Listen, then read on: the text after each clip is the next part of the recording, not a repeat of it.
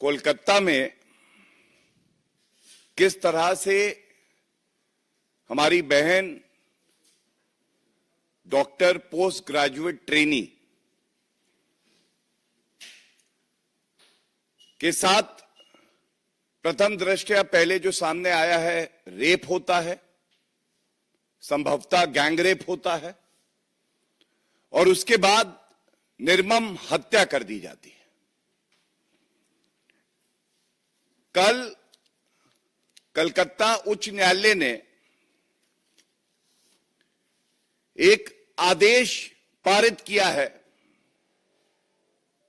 और इस आदेश में जो ऑब्जर्वेशंस आई हैं कलकत्ता उच्च न्यायालय की, जो बेंच हेडेड है चीफ जस्टिस कोलकाता हाईकोर्ट द्वारा, वो बड़ी ही चिंताजनक हैं और वो दिखाती हैं किस तरह से पश्चिम बंगाल में कानून व्यवस्था ध्वस्त हो चुकी है। निर्ममता बनर्जी से कुछ सवाल पूछे जाने आवश्यक हैं और इसलिए आवश्यक हैं क्योंकि पश्चिम बंगाल और भारत की जनता को, हर महिला को, हर बहन को यह हक है वो ये जाने कि जब ममता बनर्जी या कहें निर्ममता बनर्जी को पीड़िता के परिवार के साथ खड़ा होना था तो वो किसको बचाने की साजिश रच रही थी।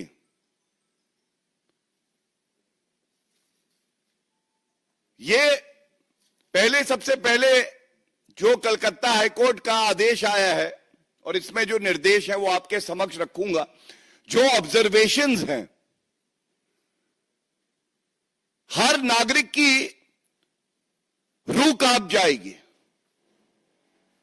ये जंगल राज ममता बनर्जी का जो पश्चिम बंगाल में है ये कर क्या रहा है, और कोई राजनीति नहीं है, लेकिन कुछ कड़े सवाल जरूर हैं जो पूछे जाएंगे।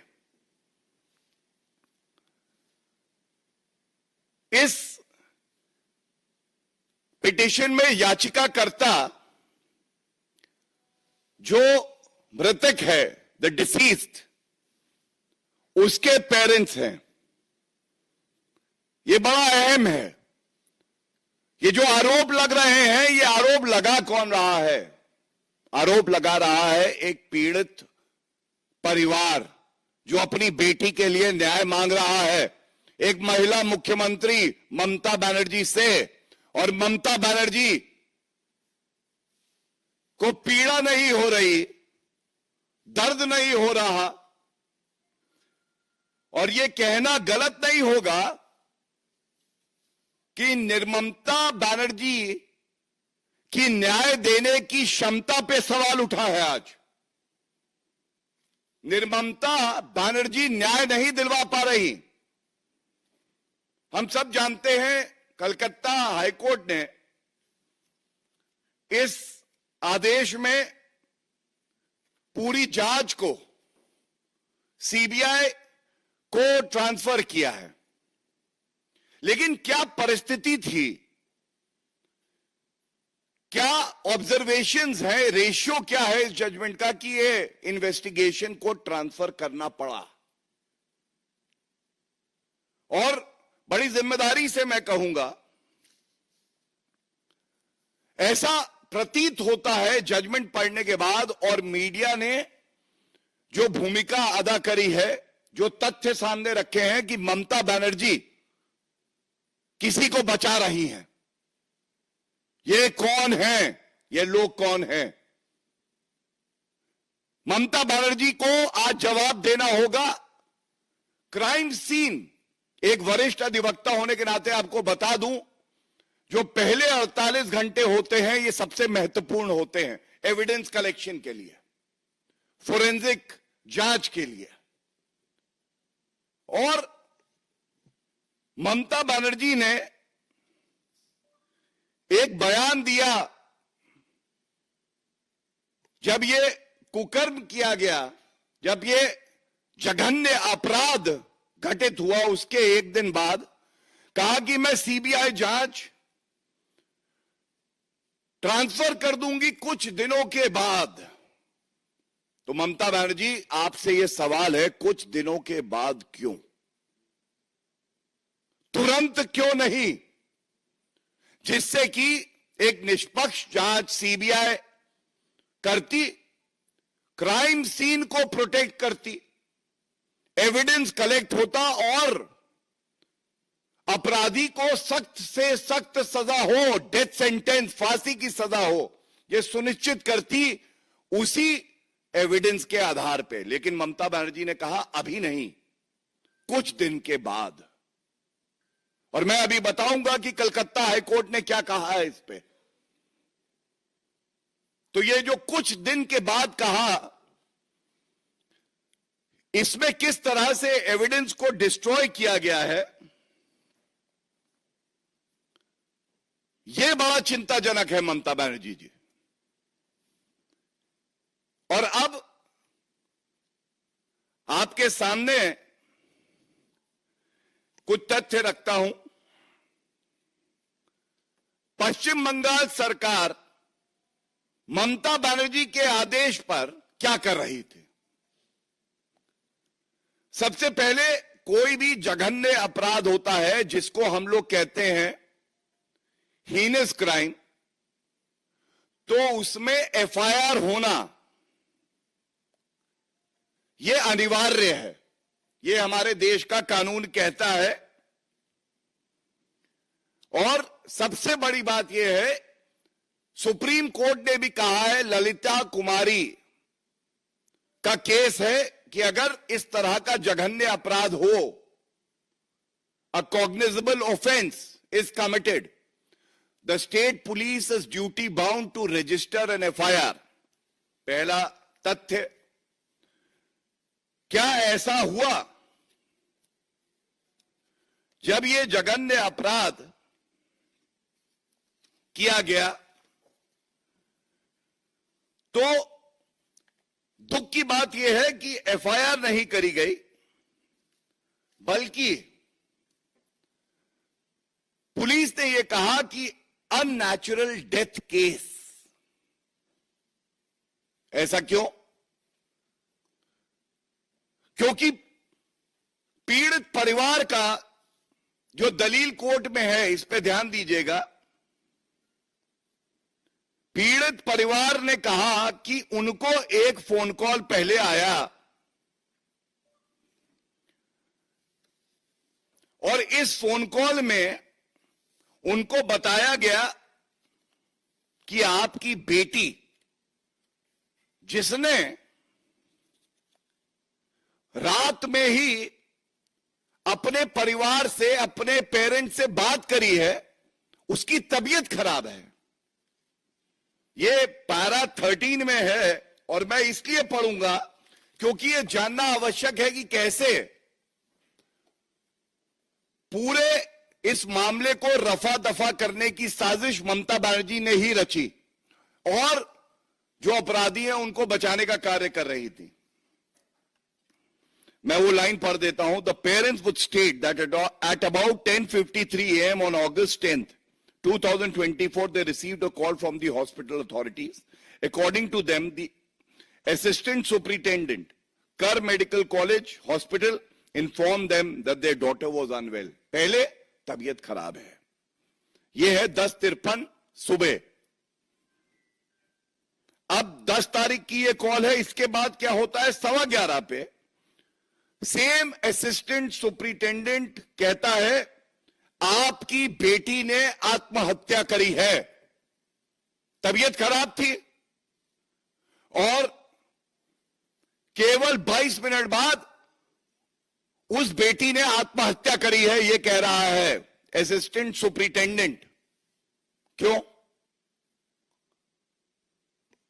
जब हम सबको पता है कि हमारी बहन के साथ दुष्कर्म हुआ और उसका पार्थिव शरीर वहीं पे पड़ा था, तो ये नई स्टोरी क्यों रची जा रही थी? इसके बाद वहां पे प्रदर्शन होने लगता है। मां बाप हमारी बहन के तुरंत वहां पहुंच जाते हैं। और यह किसके कारण हुआ कि 3 घंटे तक उनको इंतजार कराया जाता है और जो पार्थिव शरीर है उनकी बेटी का, उसको देखने भी नहीं दिया जाता है। यह निर्ममता बनर्जी नहीं है तो क्या है? 3 घंटे तक पीड़ित परिवार इंतजार करता रहा कि वो अपनी बेटी का पार्थिव शरीर देखे। And why it becomes very important right now is the change in version. As I said, your daughter is unwell. Your daughter has committed suicide. And then when they reach, they are made to wait for 3 hours. And ultimately they discover that the body of their child is lying there, and they were made to wait for 3 hours. So this is the first attempt to shield the perpetrators of crime. Second, FIR लिखी जानी चाहिए थी तुरंत। यह बड़ा मुद्दा है और यह पीड़ित परिवार ने उठाया है। प्रिंसिपल की जिम्मेदारी थी, प्रिंसिपल को FIR दर्ज करानी चाहिए थी, लेकिन FIR नहीं दर्ज कराई जाती है। कहा जाता है अननेचुरल डेथ केस है। और मैं इतना ही कहूंगा कि जिस प्रिंसिपल की जिम्मेदारी थी कि इस सरकारी मेडिकल कॉलेज और हॉस्पिटल में हमारी बहनें, सारे डॉक्टर्स और नागरिक सुरक्षित हों, वो प्रिंसिपल एविडेंस डिस्ट्रॉय करने में लगा है, FIR नहीं दर्ज कराता जो उसकी जिम्मेदारी है। और ममता बनर्जी जिसके खिलाफ कार्रवाई करके उसको सस्पेंड करना था, क्योंकि कहीं ना कहीं वो भी संलिप्त है इसमें। ममता बनर्जी की सरकार क्या करती है? उसको एक और कलकत्ता में सरकारी मेडिकल कॉलेज में ट्रांसफर कर देती है। बेटी के साथ रेप होता है, हत्या होती है, प्रिंसिपल को रिवॉर्ड दिया जाता है। और जो इसमें हाईकोर्ट ने कहा है, मैं आपको पढ़ देता हूं, यह चिंताजनक है। यह लाइन दिखाती है किस तरह से ममता सरकार सो रही थी और प्रिंसिपल भी सो रहे थे। The appropriate authority of the state government should bear in mind the circumstances which led to the resignation. Therefore, even assuming the resignation was not accepted, the least that can be expected from a responsible higher official of the concerned department is to immediately relieve the principal from his duties and not assign him any duty of equal responsibility. And what does the High Court direct after that? The High Court directs that the lawyer, and I quote, direct his client to immediately proceed on leave, failing which the court will be compelled to pass necessary orders. ये दूसरा सवाल। ममता बनर्जी पीड़ित परिवार के साथ नहीं खड़ी हैं, वो खड़ी हैं तो उस प्रिंसिपल के साथ खड़ी हैं, और जो आरोपी हैं वो खुले में घूम रहे हैं अभी भी पश्चिम बंगाल में, कलकत्ता में। क्या ये चिंताजनक नहीं है? और इसके साथ ही मैंने जब कहा कि एविडेंस डिस्ट्रॉय करने का प्रयास हो रहा है, तो यह बहुत चिंताजनक बात है। और अभी पता चला है कि जहां पे इस कुकर्म को अंजाम दिया गया, उसके पास जानबूझ के रेनोवेशन चल रहा है। जब ये रेनोवेशन चल रहा है, रेनोवेशन की आड़ में एविडेंस को डिस्ट्रॉय किया जा रहा है। The most important part of the judgement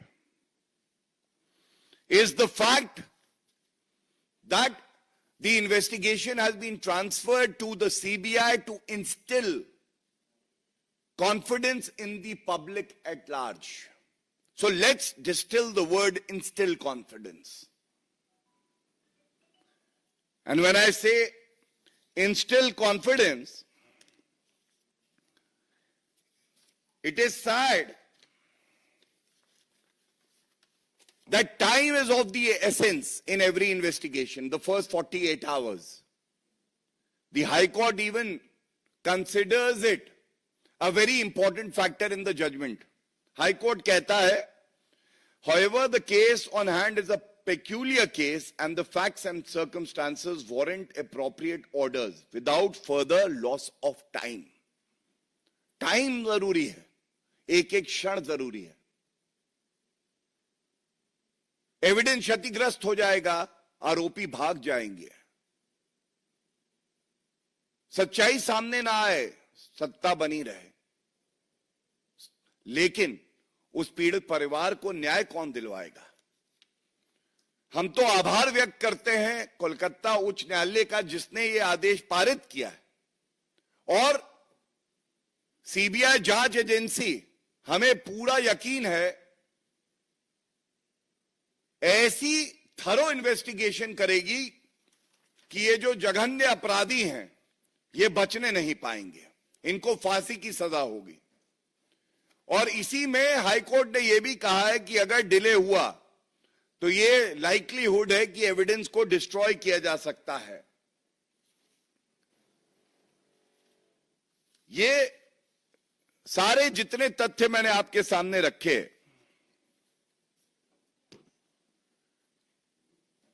ये दर्शाते हैं, चाहे वो संदेश खाली का मामला हो, एक जहां पे महिलाओं का धर्म देख के उनको प्रताड़ित किया गया और जो आरोपी था शाहजहां शेख, उसको ममता बनर्जी का संरक्षण प्राप्त था जब तक कि कलकत्ता हाईकोर्ट ने आदेश नहीं किए और जांच ट्रांसफर नहीं हुई और उसकी अरेस्ट उसके बाद 55 दिन बाद होती है. इसी तरह से जब 2 मई के बाद विधानसभा के चुनाव के परिणाम आए तो महिलाओं के साथ क्या हुआ, हत्या हुई, तब भी कलकत्ता हाईकोर्ट ने कहा एफआईआर नहीं लिखी जा रही है और इसलिए एक निष्पक्ष जांच करानी चाहिए. और उन्होंने निष्पक्ष जांच के आदेश दिए, विवेचना को ट्रांसफर किया और अब ये दोबारा हुआ है. तो इसलिए ये सवाल जो उठ रहे हैं ये स्पष्ट कर देते हैं कि ममता बनर्जी आज अपने प्रशासन को मोहरा बनाकर जो इंपॉर्टेंट एविडेंस है, क्रूशियल एविडेंस है, उसको 5 दिन में डिस्ट्रॉय करने का प्रयास करती हैं और अभी भी कर रही हैं. दूसरा, पीड़ित परिवार को अपनी ही बेटी के पार्थिव शरीर तक जाने से 3 घंटे तक रोकना और उस पीड़ित परिवार का यह कहना कि हमारा विश्वास ममता बनर्जी सरकार में अब नहीं है, यह चिंताजनक है और यह बहुत कुछ दिखाता है पश्चिम बंगाल के बारे में. तीसरा, जिस प्रिंसिपल को बर्खास्त कर देना चाहिए था और आगे चल के नियम अनुसार कार्रवाई करके उसको एक्सपेल कर देना चाहिए, जो अपनी जिम्मेदारी का निर्वहन नहीं कर सका, उसको आप प्रोटेक्ट करके 12 घंटे के अंदर एक और प्लम पोस्टिंग देते हैं. यह चिंताजनक है. चिंताजनक यह है कि ममता बनर्जी 10 तारीख को कहती हैं कि मैं कुछ दिन बाद इन्वेस्टिगेशन को ट्रांसफर कर दूंगी. ममता बनर्जी, आपसे सवाल होगा कि आपकी निर्ममता का क्या कारण है, क्योंकि वो 48 घंटे ही सबसे ज्यादा महत्वपूर्ण थे for the collection of evidence, for forensic examination, for an unbiased postmortem. But वो नहीं होता है और इसीलिए जो उच्च न्यायालय ने कहा है, यह कहना गलत नहीं होगा कि इसके बाद ममता बनर्जी अगर मुख्यमंत्री की कुर्सी पर बनी रहती हैं तो पश्चिम बंगाल की कोई महिला अपने आप को सुरक्षित महसूस नहीं करती है। जो नैतिक आपका कर्तव्य था, आपने उसको नहीं निभाया, आपको तुरंत इस्तीफा दे देना चाहिए, जिससे ऐसी कोई निर्मम हत्या, बलात्कार का मामला पश्चिम बंगाल में दोबारा ना हो। आपकी आंखें नहीं खुली हैं ममता बनर्जी, लेकिन आज पूरा देश आक्रोशित है। सारी महिलाएं, सारे डॉक्टर, सारे नागरिक इंसाफ की मांग कर रहे हैं और इंसाफ के इस तराजू पर आप बहुत हल्की पड़ चुकी हैं।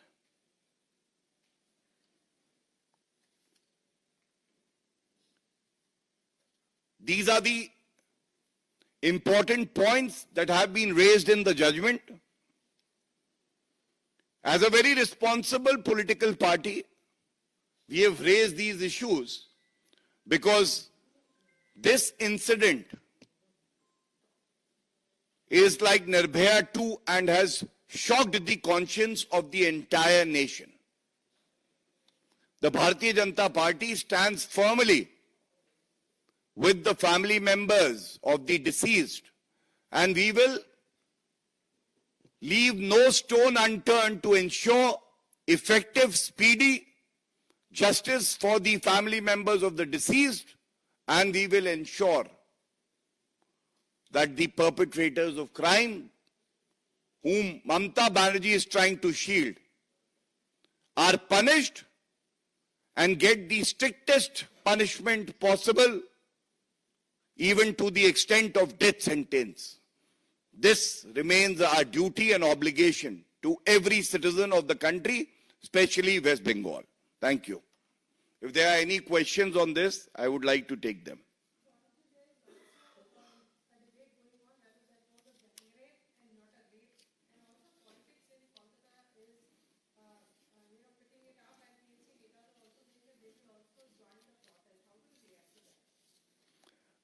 You raise a very pertinent point, and the very fact that parents, and I am relying on the judgment of the Calcutta High Court again, it clearly mentions that after a wait of 3 hours, when the parents entered the place of occurrence of the crime, and I don't want to dwell deeper into it because it is agonizing, it is painful for us also. The body of the deceased doctor was in such a state that they have made very clear averments before the Calcutta High Court that this is a case of gang rape. But this was dismissed by the police of West Bengal.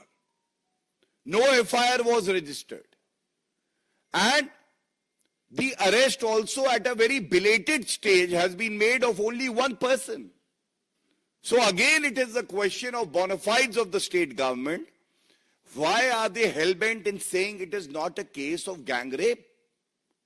At least a fair and thorough investigation should take place.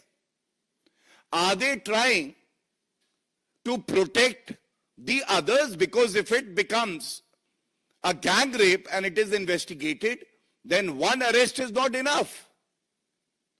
But if it is not a case of gang rape, then there is one person who has been arrested and the others can go scot-free. As a lawyer, I can tell you that. And that is why this theory that no, she's unwell, stage number 1, stage number 2, she committed suicide, stage number 3, principal resigns when he should have stood with the protesting doctors over there.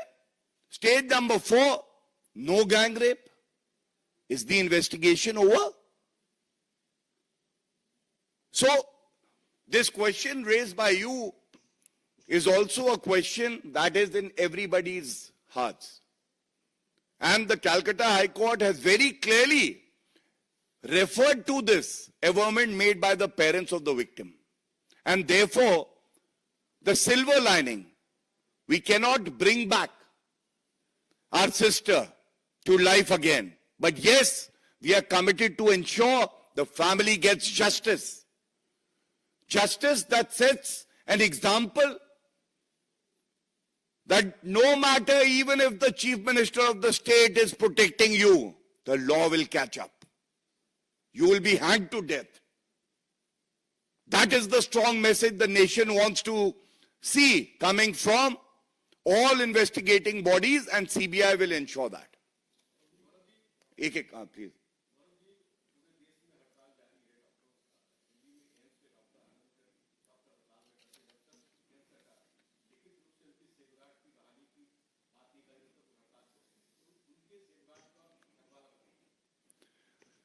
देखिए, जैसा सर्वविदित है कि कल जो doctors association है वो हमारी पार्टी के राष्ट्रीय अध्यक्ष एवं स्वास्थ्य मंत्री केंद्र सरकार में जेपी नड्डा जी से मिले और जो भी उनके सुझाव थे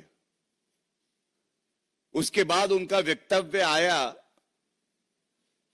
कि उन्हें उम्मीद है कि जो उनकी मांगे हैं उनको सुनने के बाद ठोस कार्रवाई होगी और हम प्रतिबद्ध हैं। और अगर डॉक्टर हड़ताल पर हैं, शायद निर्ममता बनर्जी ये ना समझ पाए कि उनका दर्द क्या है, लेकिन भारतीय जनता पार्टी और केंद्र सरकार संवेदनशील है। हम समझ सकते हैं उनका दर्द क्या है और जो भी उचित ठोस कदम उठाने होंगे, जो भी हमारे जो डॉक्टर फ्रेटर्निटी है उनकी मांगे हैं उस पर विचार करके उठाए जाएंगे। लेकिन सवाल यह भी है, सरकारी अस्पताल में अगर डॉक्टर्स, खासकर महिला डॉक्टर सेफ नहीं है, law and order being a state subject under the constitution, तो क्या ममता बनर्जी को रिजाइन नहीं करना चाहिए? यह बड़ा सवाल है। केंद्र सरकार अपना काम करेगी, लेकिन कानून व्यवस्था की जिम्मेदारी जब ममता बनर्जी ने शपथ ली थी तो उन्होंने अपने ऊपर ली थी। आज वो विफल हो गई और इसलिए हम मांग करते हैं कि उनको इस्तीफा दे देना चाहिए। हमारे देश की, पश्चिम बंगाल की एक भी बेटी के साथ ऐसा दोबारा ना हो। और ममता बनर्जी, जैसे मैंने कहा, आज ममता बनर्जी की क्षमता पर सवाल उठा है कि क्या वो ऐसा वातावरण डॉक्टर्स को, नागरिकों को दे सकती हैं जिसमें भय ना हो। यह बड़ा सवाल है। हाँ जी,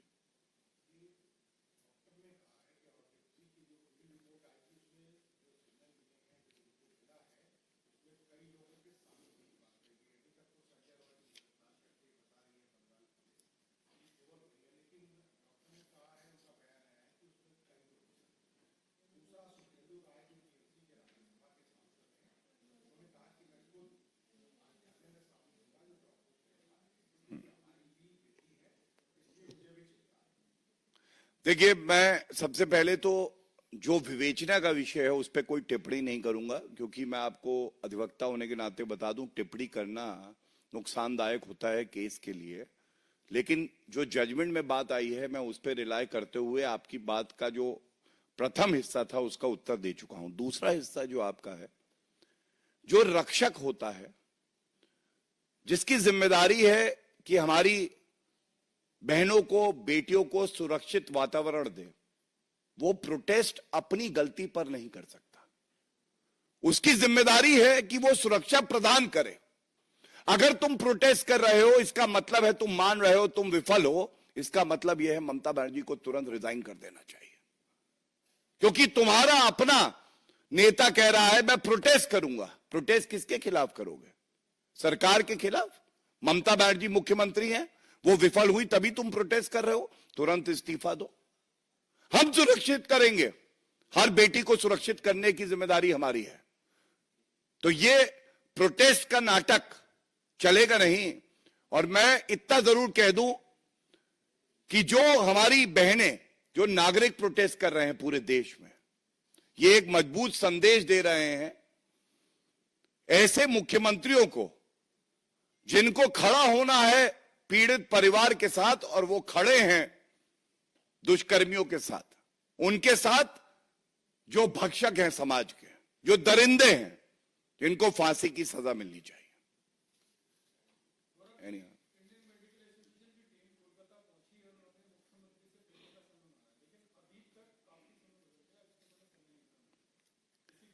देखिए, आपने जो बात उठाई, ये हर नागरिक के मन में बात आ रही है। एक प्रदेश की मुख्यमंत्री ममता बनर्जी को समय नहीं मिला कि वो पीड़ित परिवार से मिल सकें, उनको ये भरोसा दिला सकें कि हम आपके साथ खड़े हैं। और 5 दिन तक इस मामले की विवेचना पश्चिम बंगाल पुलिस के पास थी। 5 दिन ममता बनर्जी के पास समय अपने लिए था। जो आरोपी हैं, जिनको बचाया जा रहा है, उनके लिए समय होगा, लेकिन उस पीड़ित परिवार के लिए समय नहीं है। और अब आप बता रहे हैं कि आईएमए के डॉक्टर्स मिलना चाहते हैं, तो उनसे मिलने की तो जिम्मेदारी है ममता बनर्जी की, लेकिन शायद इस जिम्मेदारी का एहसास ममता बनर्जी को नहीं है, क्योंकि ये उनकी प्रवृत्ति रही है कि वो हमेशा भक्षकों के साथ, जो अपराधी होते हैं उनके साथ खड़ी होती हैं, पीड़ित परिवार के साथ नहीं खड़ी होती।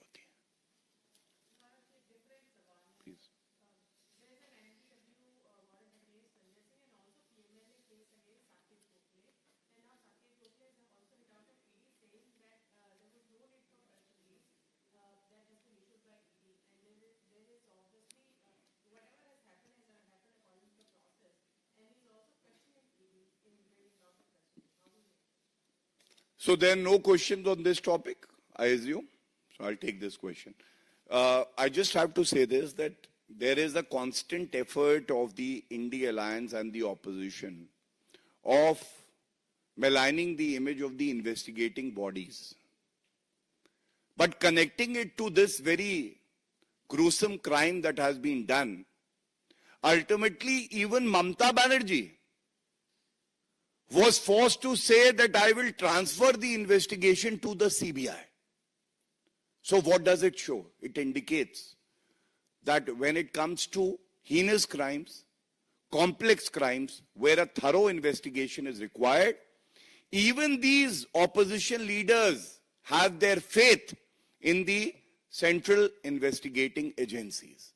And when they make allegations, they make scurrilous allegations without an iota of evidence on these investigating agencies, and it is only politics of convenience. And I must say, 14 political parties had moved the Supreme Court, making similar allegations against the ED and the CBI, and the Supreme Court dismissed their petition, saying that it lacks merit. That was a slap on the face of all these political parties in the opposition that do not enjoy credibility themselves, but they are out there in the open to destroy the credibility of our premier investigating agencies.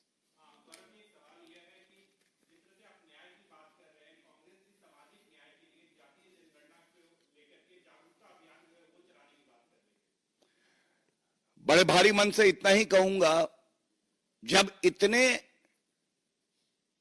गंभीर मसले पर press conference हो रही है तो लड़की हूं, लड़ सकती हूं, डीएनए टेस्ट करा लो समाजवादी पार्टी, और तमाम ये जो इंडिया अलायंस के घटक दल हैं, इनकी बात ना की जाए तो अच्छा है। वजह थी, मैंने इनका जिक्र नहीं किया क्योंकि मुद्दे की गंभीरता इतनी थी। राजनीतिक गिद्ध हैं ये, राजनीतिक गिद्ध, लेकिन ये अपनी उड़ान भी उड़ते हैं देख के कि किस प्रदेश में किसकी सरकार है। और इसीलिए कहता हूं, ये जो राहुल गांधी की चुप्पी है, खड़गे जी की चुप्पी है, प्रियंका वाड्रा के मुंह में दही जमी है। अखिलेश यादव जो डीएनए टेस्ट करा रहे हैं, सपा के जितने लीडर हैं ये खुद अपराधी बन के महिलाओं के साथ अत्याचार कर रहे हैं। जनता पूछ रही है, राजनीतिक गिद्ध तो तुम बन गए कुछ वोटों के लिए, इंसान कब बनोगे? यह सवाल है।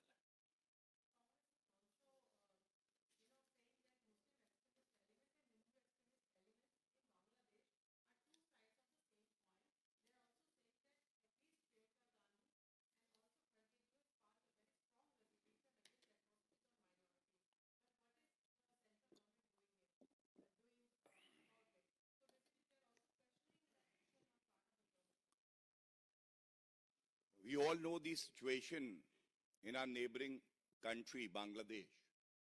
And I must say this with some responsibility. The central government under the leadership of Shri Narendra Modi ji has a clear path for our country. It is a very sensitive matter, so I will very responsibly only make a comment on the political part of it. We all know how the minorities in Bangladesh, the Hindus, the Sikhs, the Christians, they were targeted.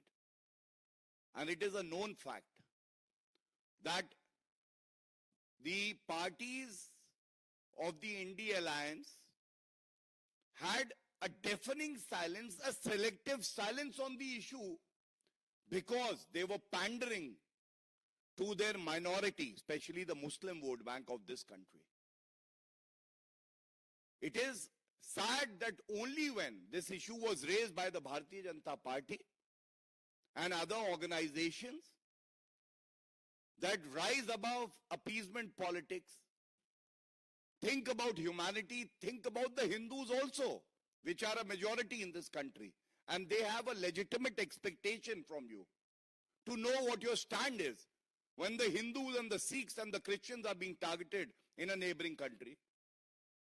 Out of compulsion and at a belated stage, after a wait of almost 2 weeks, the first comment came, and they, in that comment also, especially the Congress party, tried to create an artificial equivalence that Hindus also indulge in such acts, which is unpardonable, unacceptable, and this is the shallow and low politics that Congress party indulges in, and we must very regretfully say Congress party is not in tune with the sentiment of Bharat, and that is why they've been rejected by the people of the country. Thank you, everyone.